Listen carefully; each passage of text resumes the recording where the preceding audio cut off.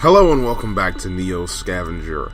This will be our 6th episode. We have not played this game in a while, and let's see if I can still make all the dreams come true of the survivors out there.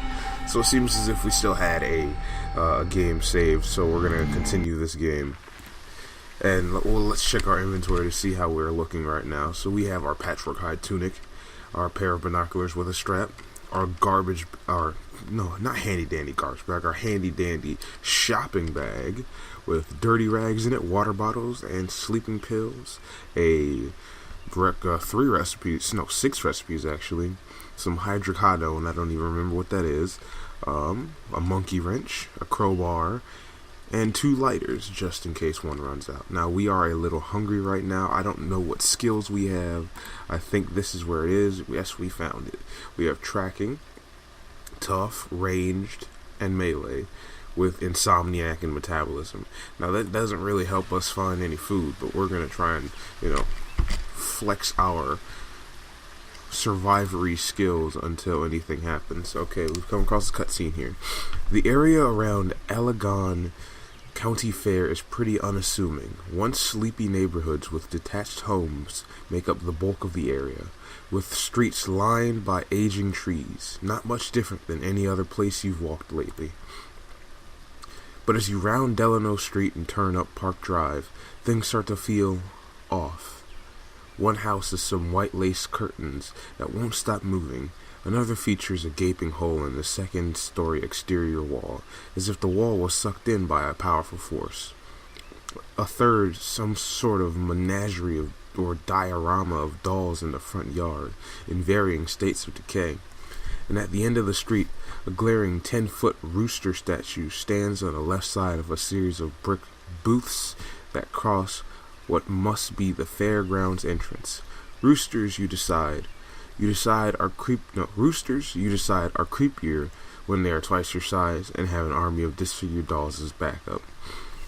This is a picture in the upper left of what we're supposed to be seeing right now, but okay, so we're gonna enter Allegan Fair Rides. Already making bad decisions on our first couple minutes back into the world, but nothing ventured, nothing gained, and we're hungry, so we might as well. Okay, bah! That rooster doesn't scare you. In you go. Behind the rooster's back, though. Just in case. Inside, there are heaps of refuse under sagging canopies. It looks like some sort of antique fair or flea market was interrupted here. Further into the fairgrounds, you spot a large permanent hall. Sliding hanger doors frame a yawning black entrance, over which hangs a sign, Marketplace Exhibitors Building. No telling when that rooster will make his move, so you probably shouldn't tarry here longer. Oh my god, our guy seems to truly be frightened by this rooster, even though it is a statue. So we should check out the hall. No, let's track to see if there are any other creatures around here so that we can be more safe. It's not a heavily trafficked place, but the fairground has had some visitors. Not many animals, though. The humanoid tracks appear to have left a lot more hastily than they entered, and by the looks of it, whatever spooked them came from the hall. Okay, the hall should be the last place that we look. Let's check out the tents. The tent market looks pretty run down. Weather and time have done their work over the years. Most everything looks faded, soiled, and waterlogged, but there's still useful material left here, which is odd. Looters are nothing if not thorough, and there's no way some of this would be left behind for long. Okay, nobody's gonna hurry to carry off this fast food clown head or anything, but why hasn't this place been picked clean? Resolving to stay vigilant, you start looking through the tents. I'm feeling taking this clown head. We're taking this clown head. And that tarp. Ronald McDonald. We are now Ronald McDonald. How do we put this on? What do we do with this? We can put it on our face. We now are Ronald McDonald.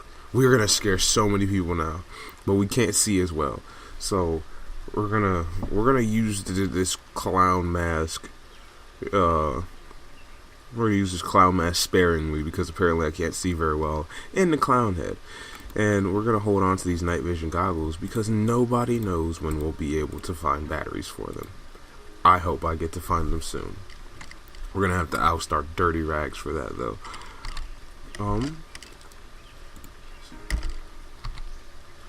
Found a branch and some tarp. I don't even know what tarp does. In all honesty, I feel like you can cut it up and make things with it, but as far as I'm concerned, I don't have any room for it. So we're gonna testosterone up and go inside the hall, which seems to have scared every other human off. The exhibitor hall looks as foreboding as it does promising. The same roof that has protected the building's contents all these years also blocks any light from getting in. You might as well be entering a cave. Passing through the doorway, your nose is assailed by the stench of stale perspiration, urine, and rotting teeth. What does rotting teeth smell like? I don't think I've ever smelled that. The air feels stagnant, thick. The sounds of the outdoors become muffled, punctuated by the ticking and popping of the metal structure. You can see some of the tables and booths in the ambient light from the doorway, but shadows pull further back towards the wall. Okay, so we have a pile of rags and blankets. We can track. We can examine a large cardboard box. We can go further into the shadows, examine a booth labeled Genuine Indian Artifacts, or shine a light to see better. So, first off, we're going to track and shine a light to see better. Holding the torch above your head, you strain to see into the recesses of the hall. Most of the hall is filled with folding tables and booths. Signage advertises vendors and craftspeople from a bygone era, and most of their wares appear to be scattered about, though not taken. An inordinate number of tables seems to be covered or surrounded in blankets, though, and when you notice it, one of the blankets moves. A frustrated grunt is muttered from one of the hall's corners and is immediately followed by a pitched moan. All around you, the sounds of shuffling and items falling off tables, barely audible over a rising chorus of moans and shrill screams. It appears this is some sort of nest of waking, cranky melonheads, and you're in the middle of it. And unfortunately, some of the melonheads have already closed you in, blocking the doorway through which you came. We're lighting some blankets on fire. You start frantically working to get a flame, hands shaking. You hold the flame to some nearby blankets, but the blanket isn't catching fast enough. Giving up, you start running for the door, but it's too late. The wailing masses of melonheads have completely encircled you, their horrible gaping eyes boring into you as they close. You shove one back as it approaches, but two more tackle you, and as you tear at them, trying to free yourself, bites and claws pierce skin all over your body, and you shriek in agony. The last thing you see is a cinder block head aloft over a melon head being brought down onto your face. Okay, well, this is a new death screen that we've yet to see. Player was killed by a mob of melon heads. Now, if I don't recall previously, I was afraid of discovering what a melon head was, and what I did not know did hurt me. So we're gonna go back into the wasteland and, pretend like none of this ever happened and try again. Never expected anything like that to happen. I didn't even know it was in this game. There's so much left to offer that I have not seen yet. Let's randomly select these skills. We have Fragile as a trait.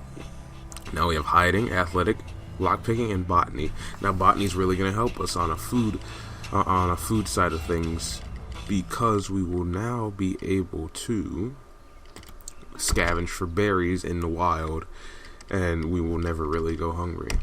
Now I need to find out how to find deer. So I'm pretty sure there are deer in this game, and also how to trap squirrels. I'm pretty sure you can trap them with you need the trapping skill, but you can make snares and stuff, and I think I remember how to do it. I don't really know. Okay. There's nothing for us in this cryostasis place. We don't have any skills related to finding anything. And we're back outside into the wild. Well fed, well hydrated, and well rested. We're gonna go off to the east and make our way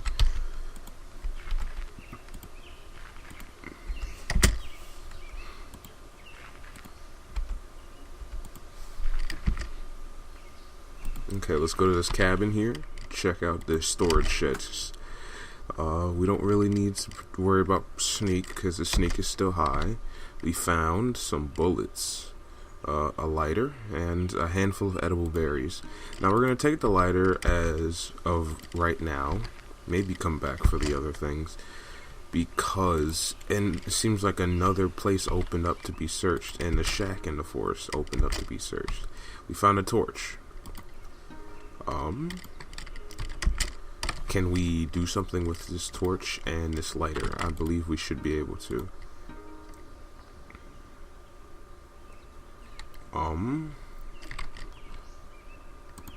Yes, we can.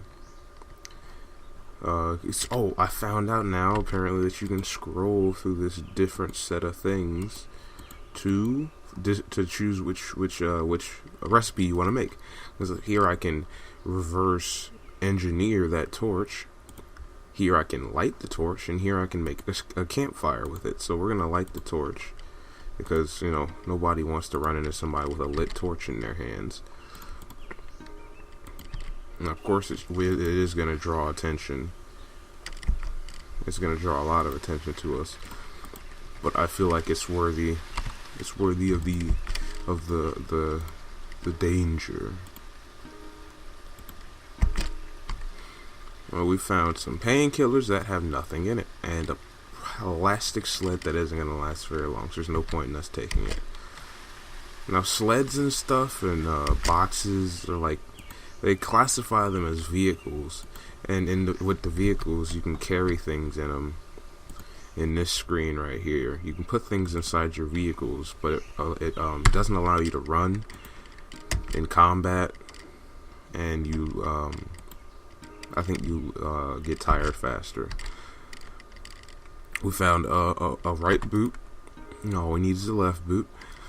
We found a plastic bag, which has 16.2 condition, so we're gonna have to find something to replace that pretty soon.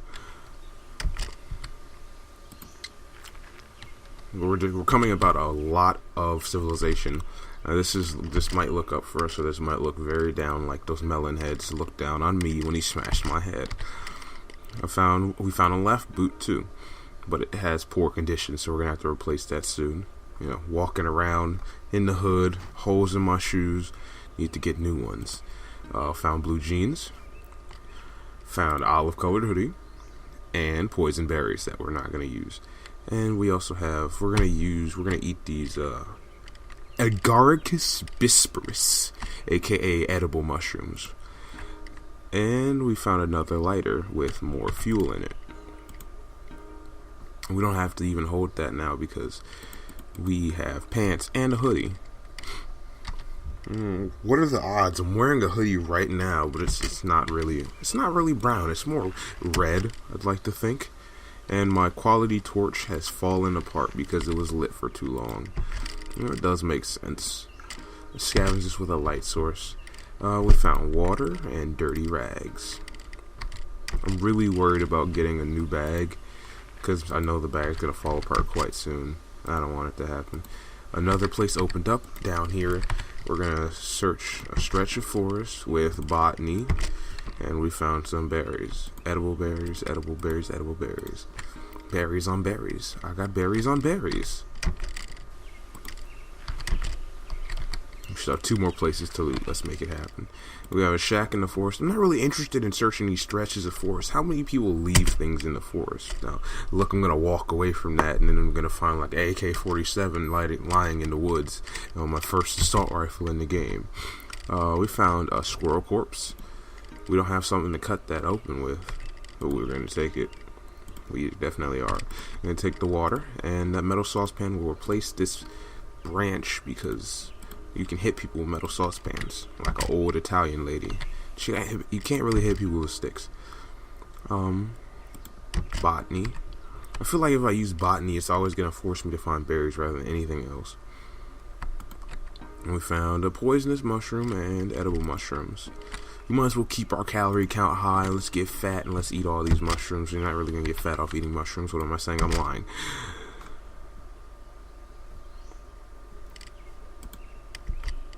We found no useful items because we didn't use botany. The squirrel corpse fell apart. What did it fall apart into? It fell apart into a small chunk of spoiled meat, something we cannot use. Let's search this last stretch of forest, and we slipped down a slope. While ascending a steep slope, you lose your footing, slipping most of the way to the bottom. It bruised you a bit, but thankfully the worst of it is lost progress. No useful items found this time. Your activity likely alerted nearby creatures! Exclamation point. Alright, we're going to transition into the next episode at about this point right now. Stick around and come visit me for the next one.